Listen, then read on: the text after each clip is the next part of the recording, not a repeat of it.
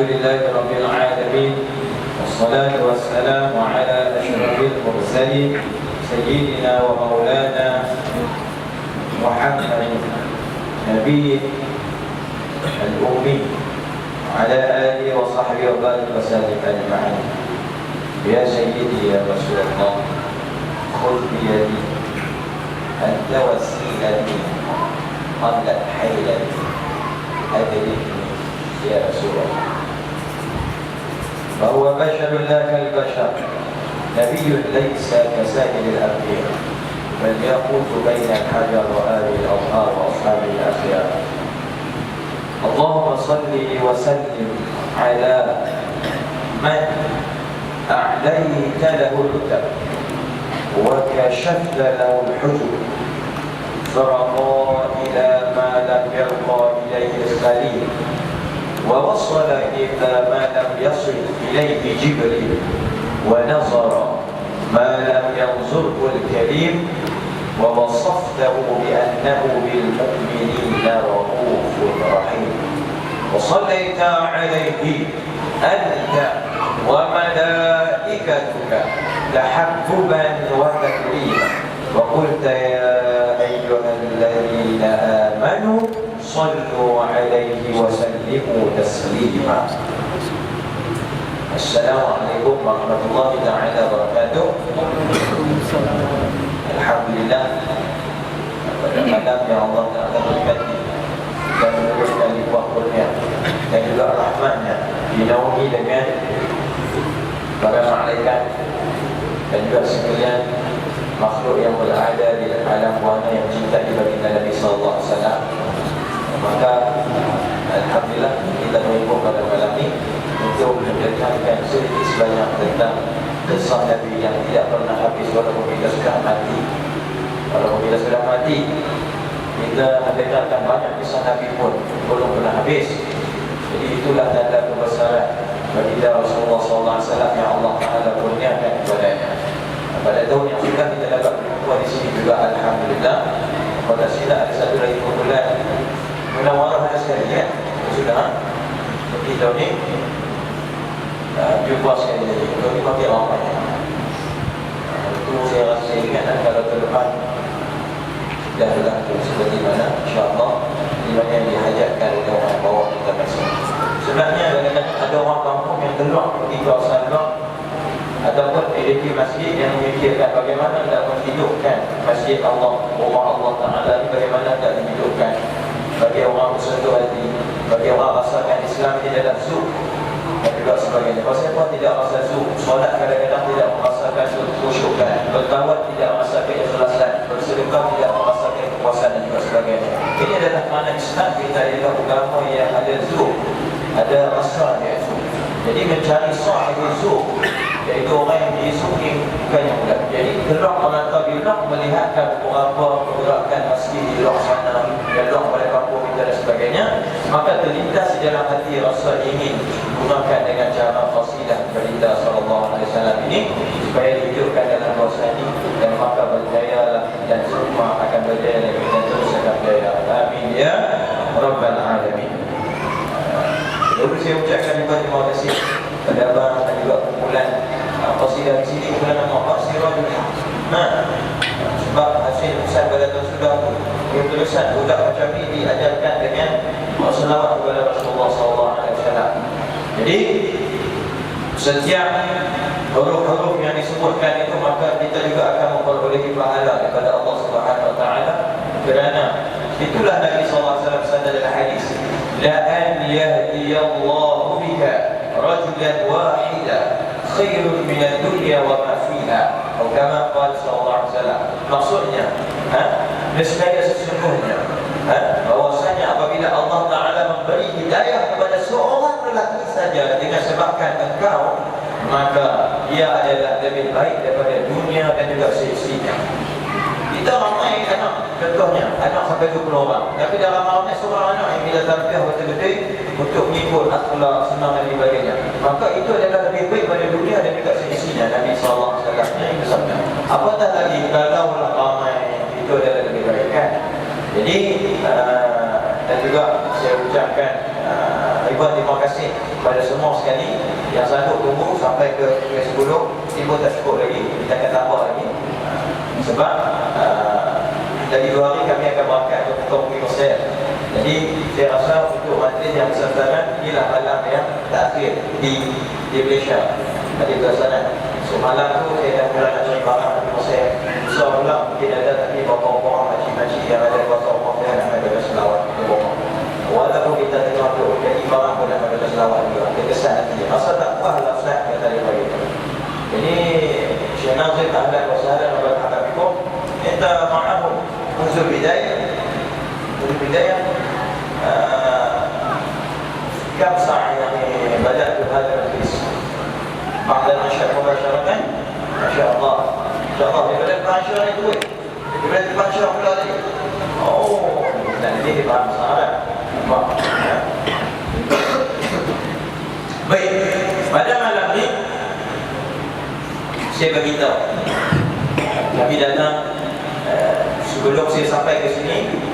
Pagi tadi kami ke-12 hari dan tengah hari di kawasan Negara Bujang, Sarawak di situ.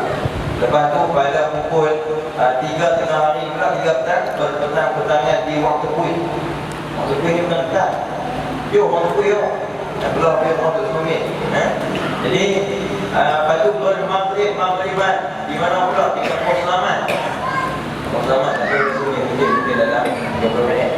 Jadi pada Isyak ataupun malam-malaman di mana yang kita panggil Kampung Badi Syah. Kampung Badi Syah.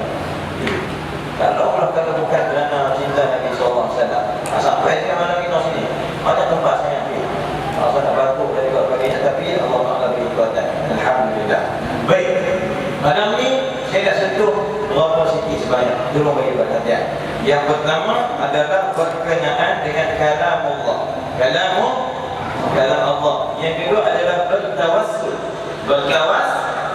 Yang ketiga adalah adab bersama Rasulullah SAW dan adab bersama dengan Allah Subhanahu Wa Taala. Baik, kalam Allah itu adalah Al-Quran seperti mana yang kita tahu. Disebutkan bahawasanya kalau pembacanya itu pastilah tidak ada siapa pun yang mendengar dan merasakan boleh ataupun merasakan seperti bosan orang kata. Sebab dia adalah kalam Allah.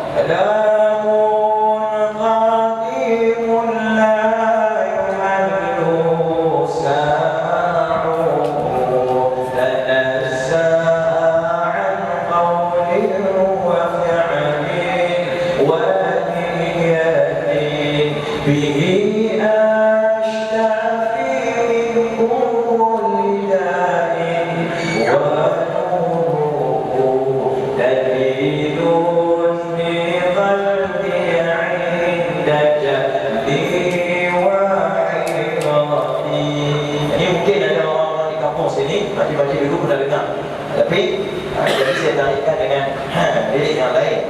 Ada orang pernah dengar dia tarik macam mana dulu kampung bila sudah terlalu tarik ya. Kalamun qadimun la yumallu sama'u. Ada yang pernah dengar tak? Cik-cik belakang kan bunyi suara. Dengar ni, aku dah baca sebentar dah terus. Jadi kalau Allah Ta'ala Qadim ini cukup seronok kita dengar. Apakah hari ini kita boleh mendengar secara terusnya daripada Allah Subhanahu Wa Ta'ala? Kita dengar hari-harian kita bahwasanya Allah Ta'ala sebutkan kepada kita, Inna a'tainaka al-kautsar. Ataupun hanya kita cuma mendengarkan apabila ayat Quran tersebut dibacakan, ataupun dengan cara kita ambil Quran kita bacakan. Maka kita ini siapa sehingga Allah Ta'ala nak berkata-kata dengan kita? Cuma ada satu Nabi yang Allah Ta'ala berkata-kata dengannya tanpa dia boleh melihat, iaitu Nabi Allah Musa alaihi wa ala nabiyina afdhalus salam wa atammas salam. Wa kallama Allah Musa taklima. Semuanya Allah Ta'ala berkata-kata dengan Nabi Allah Musa dengan kata-kata. Baik, jadi yang satu lagi adalah yang special Nabi kita SAW, dia gunakan dapat berkata-kata dengan Allah dan dapat dengan cara langsung yang melihat Allah Subhanahu Wa Ta'ala. Jadi kalau Allah ini hebat. Kalau kita tanyakan kepada orang yang meninggalkan tentang bertawasul kepada Nabi Muhammad SAW.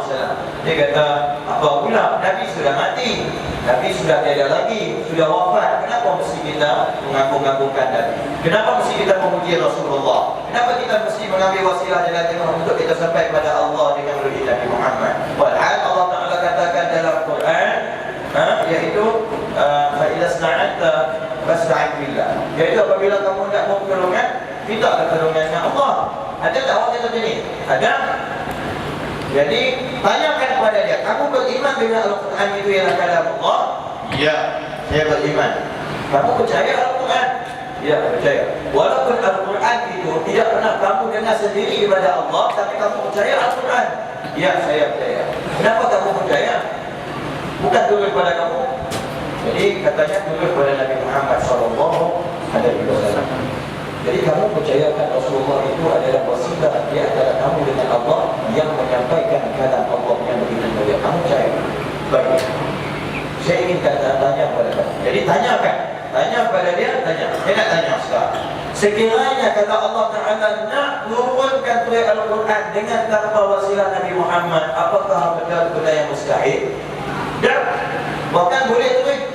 Tapi di sini Allah Ta'ala nak mengajarkan kepada kita tentang adab. Kalam Allah Ta'ala itu lebih hebat daripada kalam manusia. Jadi walaupun kalam Allah Ta'ala itu adalah lebih hebat daripada kalam manusia, dan Allah Ta'ala itu mampu untuk berkata-kata dengan siapa saja dengan tanpa wasilah pertengahan pun, tetapi Allah Ta'ala tidak melakukan sedemikian, dan Allah Ta'ala segera mengajarkan adab kepada kita umat Nabi Muhammad SAW, yaitu bahawasanya di antara kalamku dengan anda semua ialah kekasihku Nabi Muhammad SAW. Jadi sehingga Sayyidatina Aisyah ketika ditanyakan tentang Rasulullah, jawapan dia apa dia? Kana khuluquhul Quran, adalah akhlak Nabi itu ialah Al-Quran. Akhlak Nabi itu ialah Al-Quran. Jadi apa lagi? Kana Rasulullah SAW Al-Quran, Quran yang yamshi 'ala al-'ard, adalah Nabi itu ialah Quran yang berjalan di atas muka bumi. Jadi hari ini tidak ada siapa pun yang mendapat gelaran dia itu adalah Quran berjalan di atas muka bumi. Walaupun dia sampai 30 juz, boleh jadi dia boleh ubah dan juga sebagainya.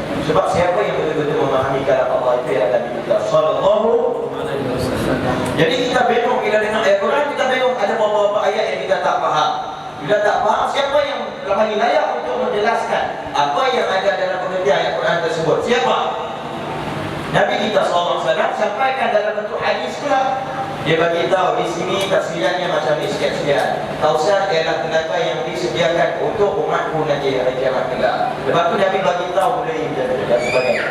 Jadi kita beriman dengan Al-Quran. Allah Ta'ala saja menggunakan Rasulullah SAW untuk menyampaikan kalam-kalamnya. Apakah kita ini begitu sombong untuk mengambil Rasulullah sebagai wasilah di antara kita dengan Allah, sehingga kita tak mau langsung menyebut nama Nabi di dalam doa kita. Walau kita dengarkan sebut Zama syidda biddain tas'ad fa'aksiru minas salati ala Muhammad sallallahu alaihi wasallam wa in syi'ta al-qabula fid da'awat fatukhtim bis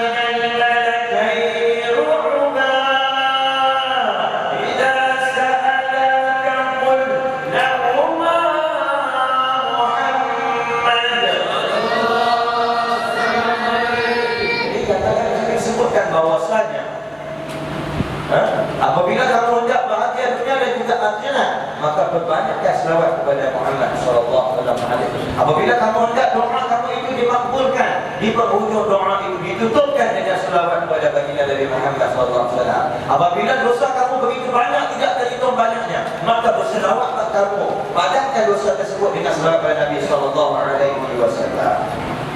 Innal hasanat yudhibna as-sayyi'at, sesungguhnya kebaikan akan memadamkan kejahatan.